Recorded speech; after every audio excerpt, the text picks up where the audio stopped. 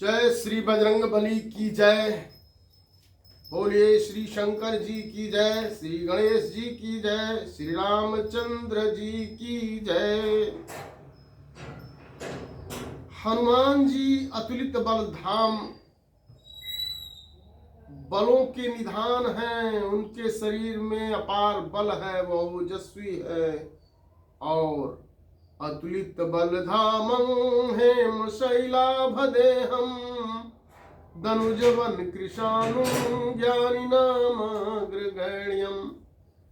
ज्ञानिनामाग्रगण्यम और सकल गुण निधानम है, सारे गुणों के निधान है। सकल गुण निधानम वानराणामधीशम, वानरों के मुख्य हैं, वानरों के धीश हैं।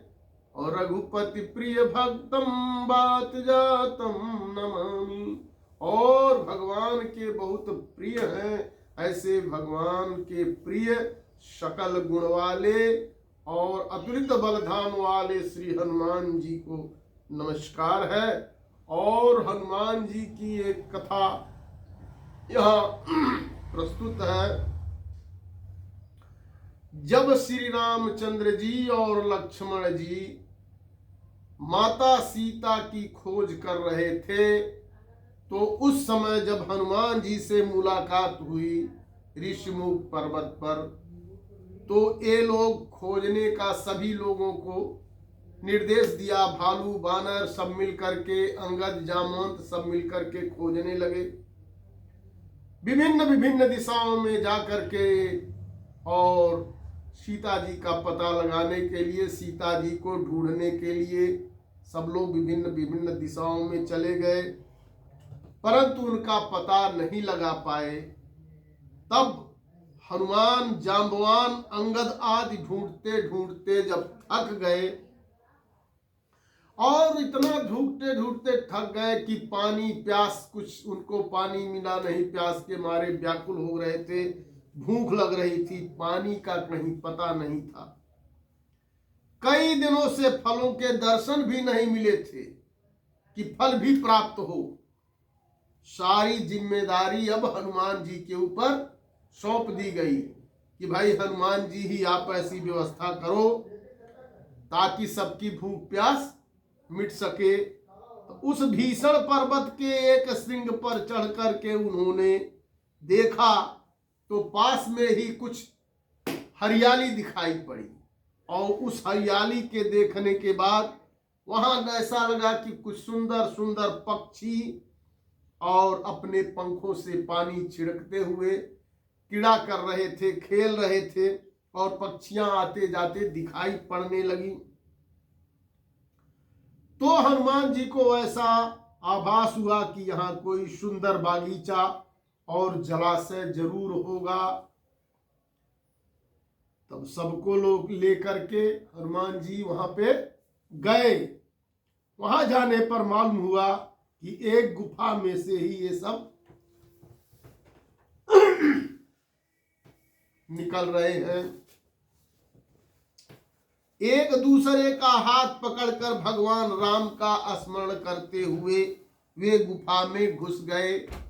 ये हनुमान जी सबको लेकर के उस गुफा में घुस गए, और भगवान राम का स्मरण करते करते उस गुफा में घुस गए।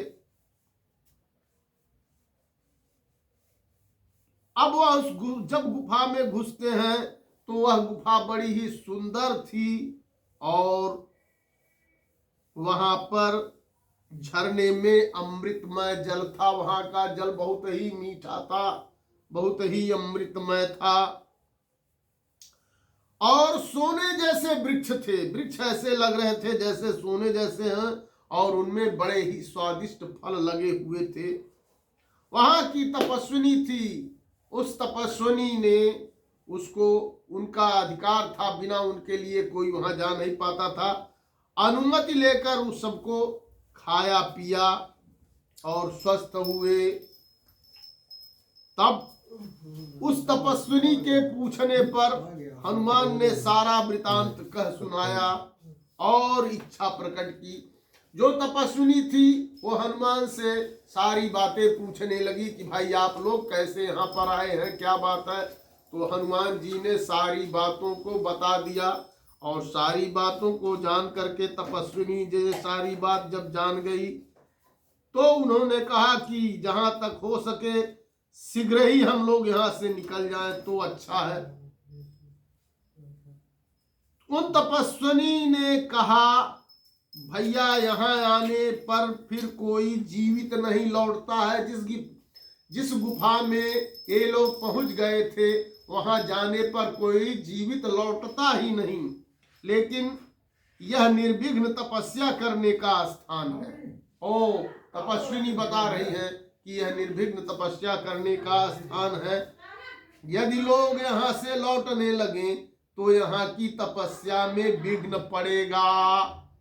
परंतु तुमने मुझे भगवान राम की कथा सुनाई है, लेकिन जबकि तुमने मुझे भगवान राम की कथा सुनाई है तो इसलिए तुम लोगों को तपस्या के बल से मैं यहाँ से निकाल दूंगी और मैं भी चलती हूँ, क्योंकि मुझे भी भगवान राम के दर्शन के लिए प्रवर्षण पर्वत पर जाना है। ऐसा वे तपस्विनी हनुमान जी से बताने लगी। अच्छा तब तुम लोग अपनी आंखें बंद कर लो। और उसने कहा, तपस्विनी ने कहा कि तुम सभी लोग अपनी आंखें बंद कर लो।